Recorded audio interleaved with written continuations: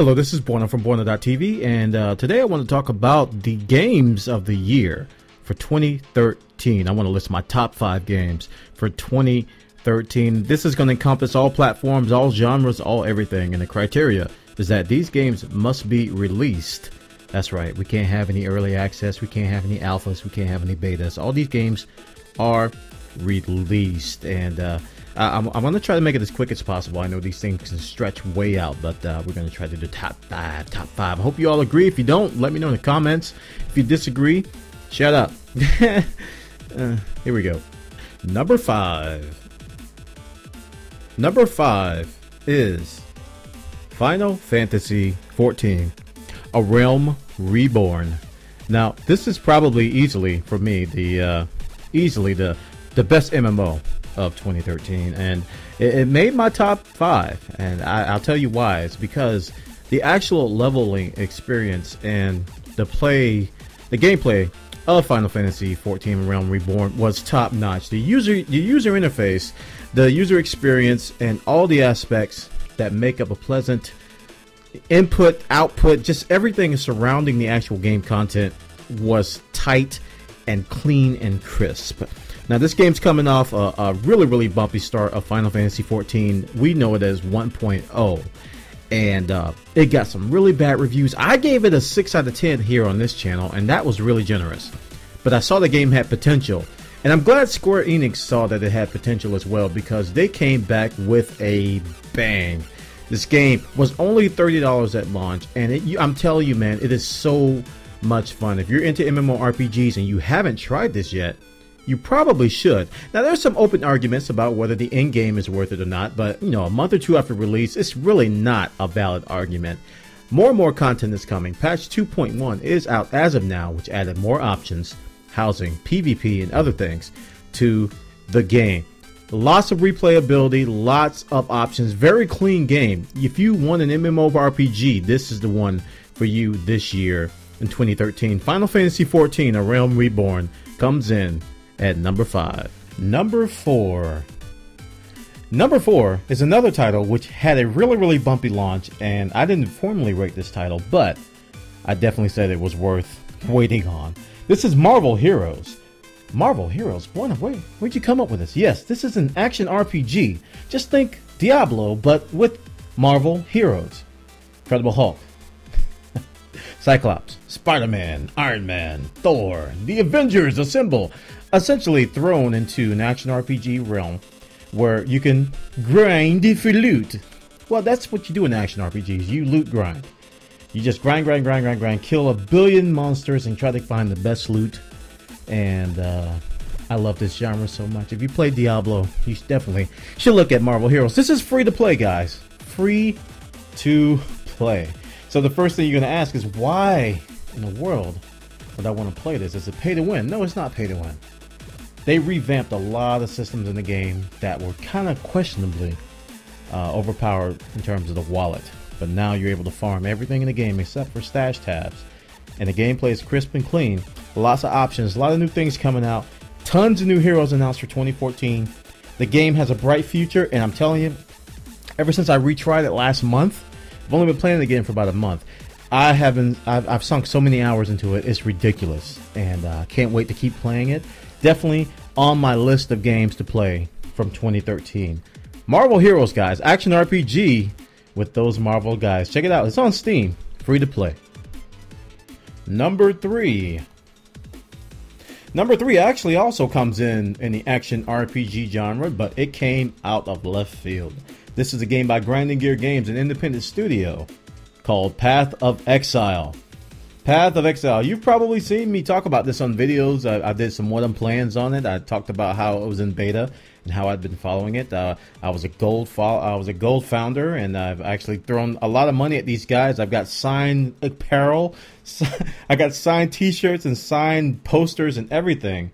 I love this game. Path of Exile is, at its core, an action RPG, and to me, it is the sequel to Diablo 2 that we actually wanted. Not only does this game give you a grindy, really nasty, dank and stank atmosphere, make it seem like you're really thrown into the midst of the wolves, but also it provides a very rich metagame and a very rich itemization system to where you can reroll items with currency found in the game.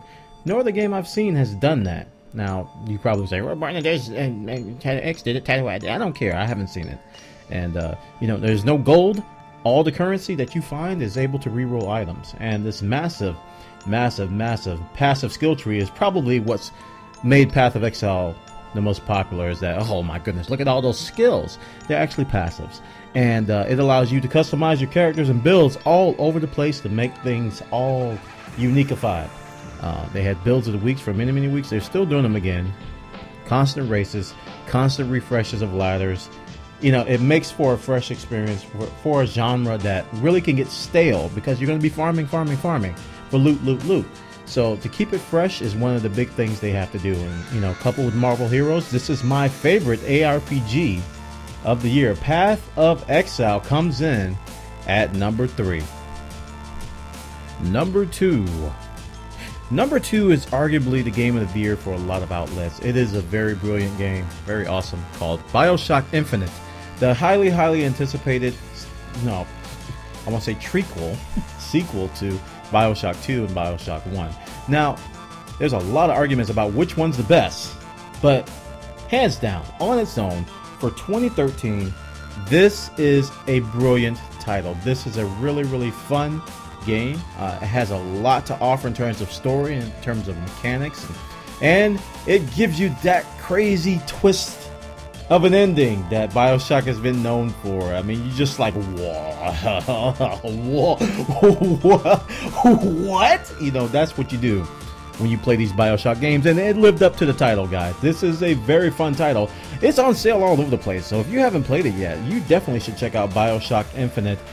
Adds a lot to the Bioshock series, and DLC's coming out, and you know, they're adding more to the lore. Man, to say Bioshock Infinite, you know, is not on the top anything of somebody's game list, you really got to question, you know, whether they know how to play video games. No, I'm just joking. But this is probably going to be the top of everybody's list. But this comes in at number 2, very high on my list. Very fun game, outstanding gameplay, outstanding dialogue, outstanding everything. There's very little this game did wrong. You could call it perfect. I wouldn't call it perfect, but it's very close to it. Bioshock Infinite comes in at number 2 for Game of the Year 2013. Number 1. Our number 1 game for 2013 is Super Mario 3D. I did not see this coming. I don't know what happened, but the Wii U came back with a vengeance with this title called Super Mario 3D World. And I know what you're all thinking. Oh my goodness, it's just another Mario title, but he's a cat. Oh my gosh, he's a cat. Well, let me tell you, this game reminds me of the early days of playing Mario. All the way back to just, you know, the first few ones, Mario 1 through 3. And, you know, I kind of got glimpses of that feeling when I played the Galaxy series, Super Mario Galaxy. Really refreshing, lots of innovative puzzles, you know, just platforming at its finest. Super Mario 3D World takes it to that next level. And I'm a big Mario fanboy, so when I saw that they actually did something refreshing, something that, you know, brought back the innovation of Super Mario 64, I was like, I got to get this game. And my wife bought me a Wii U for this game. This is the only game I own on the Wii U. This is a title you would buy the Wii U for.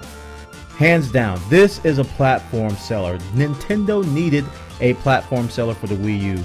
To me, this is it. It's not the next Zelda. It's Super Mario 3D World.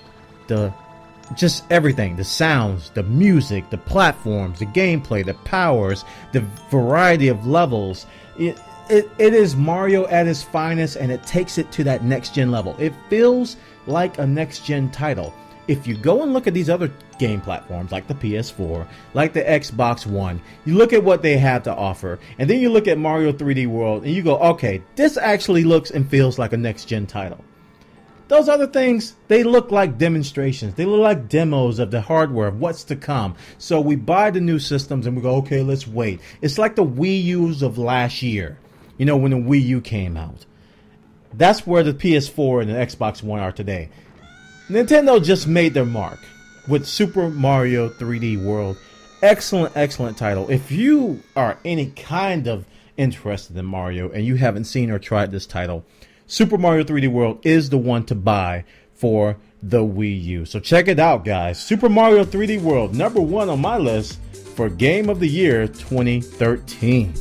Alright, this is Bwana from Bwana.tv. That concludes my list. I wanted to do 10, but I decided to do 5. 5 makes it a little bit more compact, easier to easier to produce, easier to edit, but it also gives it room for discussion. You know, top 10 can be a lengthy list, and you kind of have to stretch for some of the ones, but I kind of had to reach and find, you know, which ones would fit in the top 5, and I think that makes it a lot more interesting. So again, number 5 is Final Fantasy 14: A Realm Reborn. Number 4, Marvel Heroes, free to play.